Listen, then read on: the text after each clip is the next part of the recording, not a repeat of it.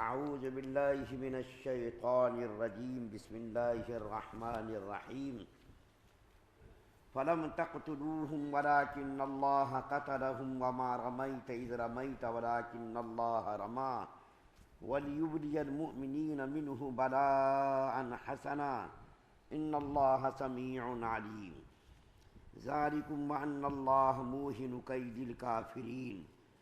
چنانچہ مسلمانوں، حقیقت میں تم نے ان کافروں کو قتل نہیں کیا تھا بلکہ انہیں اللہ نے قتل کیا تھا، اور اے پیغمبر صلی اللہ علیہ وسلم، جب تم نے ان پر مٹی پھینکی تھی تو وہ تم نے نہیں بلکہ اللہ نے پھینکی تھی، اور تمہارے ہاتھوں یہ کام اس لیے کرایا تھا تاکہ اس کے ذریعے اللہ تعالیٰ مومنوں کو بہترین اجر عطا فرمائیں۔ بے شک اللہ تعالیٰ ہر بات کو سننے والا، ہر چیز کو جاننے والا ہے۔ یہ سب کچھ تو اپنی جگہ، اس کے علاوہ یہ بات بھی تھی کہ اللہ تعالیٰ کافروں کی ہر سازش کو کمزور کرنا تھا۔ سورہ انفال کی 17 اور 18 دو آیتیں آپ کے سامنے پڑھی گئی ہے۔ غزوہ بدر کا تذکرہ چل رہا ہے۔ غزوہ بدر کے موقع پر جب کافروں کا بڑا لشکر آنے لگا تو اللہ تعالیٰ نے نبی کریم صلی اللہ علیہ وسلم کو حکم دیا جبریل علیہ السلام کے ذریعے۔ جبریل علیہ السلام تشریف لائے اور انہوں نے کہا، یا رسول اللہ صلی اللہ علیہ وسلم، آپ کنکر یا مٹی لے کر، ہاتھوں میں کنکر لے لیجئے یا مٹی لے لیجئے اور کافروں کی طرف اس کو پھینکیے۔ چنانچہ نبی کریم صلی اللہ علیہ وسلم نے 3 مرتبہ مٹھی میں کنکریاں لی اور کنکریوں کو لے کر کے 3 مرتبہ کافروں کی طرف پھینکا۔ پہلی مرتبہ تو کافروں کا جو داہنی طرف کا لشکر تھا اس کی طرف پھینکا، اور دوسری مرتبہ بائیں طرف جو لشکر تھا اس کی طرف پھینکا، تیسری مرتبہ جو سامنے کی طرف لشکر آ رہا تھا اس کی طرف پھینکا۔ اس کے بعد لڑائی ہوئی۔ لڑائی میں مسلمانوں کو اللہ تعالیٰ نے کامیابی سے ہمکنار کیا۔ اس کے بعد صحابہ کرام آپس میں اس کا تذکرہ کرنے لگے، ناز کے طور پر، فخر کے طور پر، کہ ہم نے یہ کارنامہ انجام دیا، ہم نے فلاں کافر کو قتل کیا، ہم نے فلاں کافر کو گرفتار کیا۔ تو اللہ تعالیٰ نے دیکھے مسلمانوں کے عقیدے کو کس طریقے سے محفوظ کیا ہے۔ عقائد کے اعتبار سے کسی قسم کی ملاوٹ کو اللہ برداشت نہیں کرتے۔ عقیدہ بالکل پکا ہونا چاہیے، کھرا ہونا چاہیے، بالکل 100% عقیدہ صحیح ہونا چاہیے۔ اس کے اندر ذرہ برابر بھی ملاوٹ نہیں ہونی چاہیے، اس کے اندر ذرہ برابر بھی آمیزش نہیں ہونی چاہیے، عقیدہ بالکل درست ہونا چاہیے۔ تو مسلمان چونکہ آپس میں فخر کرنے لگے کہ ہم نے فلاں کافر کو قتل کیا، فلاں کو گرفتار کیا، فلاں کارنامے ہم نے انجام دیے، تو اللہ تعالیٰ نے یہ آیتیں اتاری، اور اتار کر کے اللہ تعالیٰ کیا فرما رہے ہیں کہ محمد صلی اللہ علیہ وسلم، آپ نے مٹی ان کی طرف نہیں پھینکی بلکہ اللہ نے ان کی طرف مٹی پھینکی۔ آپ کو اللہ نے ذریعہ بنایا۔ آپ کا کام کیا تھا؟ مٹی کو آپ نے یوں پھینکا، کتنی دور مٹی جاتی؟ زیادہ دور تو مٹی نہیں جا سکتی تھی، لیکن روایتوں میں آتا ہے کہ جب نبی کریم صلی اللہ علیہ وسلم نے مٹی پھینکی تو تمام کافروں کی آنکھوں میں وہ مٹی پڑی۔ تو ظاہر بات ہے ایک انسان کے بچ میں یہ چیز تو تھی نہیں کہ مٹی کو پھینکتے اور ہر ایک کی آنکھوں میں وہ مٹی جاتی یا کنکر جاتا۔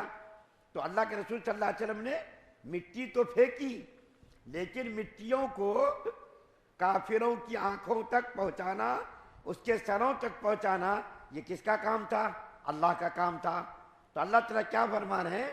اے نبی صلی اللہ علیہ وسلم، آپ نے مٹی پھینکی ضرور، لیکن مٹی کو پہنچانے کا کام یہ ہم نے انجام دیا۔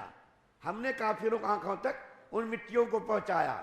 اور اس کے بعد کیا کہہ رہے ہیں کہ محمد صلی اللہ علیہ وسلم، آپ نے قتل نہیں کیا، کافروں کو آپ نے قتل نہیں کیا بلکہ اللہ نے اس کو قتل کیا، یعنی کافروں کو۔ چونکہ صحابہ کرام کہہ رہے تھے کہ ہم نے یہ کام کیا، ہم نے کافروں کو قتل کیا، ہم نے فلاں کافر کو گرفتار کیا، تو اللہ تعالیٰ عقیدے کو درست کر رہے ہیں۔ کیا کہنا چاہ رہے ہیں اللہ؟ دیکھو مالک حقیقی اللہ کی ذات ہے، کرنے والی اللہ کی ذات ہے، نقصان پہنچانا اللہ کا کام ہے، فائدہ پہنچانا اللہ کا کام ہے، شکست دینا اللہ کا کام ہے، اور فتح دینا اللہ کا کام ہے۔ تم نے قتل نہیں کیا، بلکہ قتل تو اللہ نے کیا۔ آپ کو اتنا اللہ نے کیا کہ میدان جنگ میں آپ چلے گئے، لیکن قتل کا کام اللہ نے کیا۔ تمہارا عقیدہ درست ہونا چاہیے، جو کام کرنے والا ہے وہ مالک حقیقی اللہ کی ذات ہے۔ قتل کرنا، کسی کو بچانا، کسی کو شکست دینا، کسی کو فتح سے ہمکنار کرنا، یہ ساری چیزیں اللہ کے قبضے قدرت میں ہے، کسی انسان کے قبضے قدرت میں نہیں ہے۔ اور اللہ کیا فرما رہے ہیں؟ یہ کام اس لیے کیا گیا، یعنی مسلمانوں کے ذریعے اس لیے کرایا گیا تاکہ مسلمانوں کو اللہ تعالیٰ اس کا بدلہ دے، اس کا صلہ دے۔ اور اللہ نے دنیا کے اندر بھی اس کا صلہ دیا کہ کافروں کے مال پر مسلمانوں کو قبضہ کرایا، ان کے مال غنیمت کو مسلمانوں کے قبضے بھی کیا۔ اور اتنا بڑا اللہ نے صلہ دیا کہ جو مسلمان، جو صحابی بدر کے اندر شریک ہوئے، اللہ نے ان کا اتنا بڑا مقام بلند کیا، اتنا بڑا مقام بلند کیا کہ اللہ نے اس کا قرآن کے اندر تذکرہ کر دیا۔ اور قرآن کے اندر تذکرہ کرنے کے ساتھ ساتھ اللہ نے تمام دوسری لڑائیوں میں دوسرے صحابہ کرام کو شریک ہونے والوں پر ان کو فتح دی اور ان کا تذکرہ کیا، اور یہ کہا کہ فضائل کے اعتبار سے تمام لڑائیوں میں جو مسلمان، جو صحابی بدر کے اندر شریک ہوئے، تمام شریک ہونے والے صحابہ کرام سے یہ زیادہ افضل ہیں۔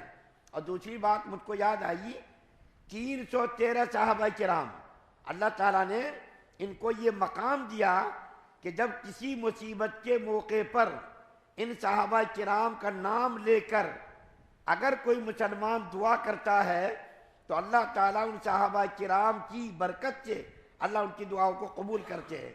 اللہ نے اس کو یہ مقام اور یہ بدلہ عطا کیا۔ اور آخر آیت جو دوسری آیت پڑھی گئی 18 نمبر کی، اس کے اندر اللہ فرماتے ہیں یہ کام اس لیے کرایا گیا تاکہ اللہ تعالیٰ کافروں کی سازش سے مسلمانوں کو محفوظ کر دیں اور کافروں کی سازش کو ناکام کر دیں اور مسلمانوں کو فتح سے ہمکنار کر دیں۔ تو بہرکیف ان آیات کریمہ میں اللہ تعالیٰ نے مسلمانوں کے عقیدے کو درست کرنے کی تاکید کی ہے۔ صحابہ کرام کو کہا گیا کہ اللہ نے قتل کیا، اللہ نے مٹی پھینکی، تم لوگ اپنا عقیدہ درست کر لو۔ اس کا مطلب یہ نہیں کہ ہم لوگ اپنا عقیدہ بگاڑ رہے ہیں۔ ہم لوگوں کو بھی اس آیت کریمہ سے یہ سبق لینا چاہیے کہ عقیدے کے اندر کسی قسم کی خرابی نہیں ہونی چاہیے، عقیدہ ہمارا پختہ ہونا چاہیے، عقیدہ ہمارا مضبوط ہونا چاہیے، اور اللہ کو مالک حقیقی اور کارساز اللہ کو سمجھنا چاہیے۔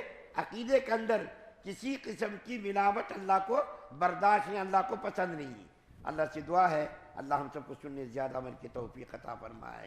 سبحان اللہ و بحمدہ، سبحانک اللہم و بحمدک۔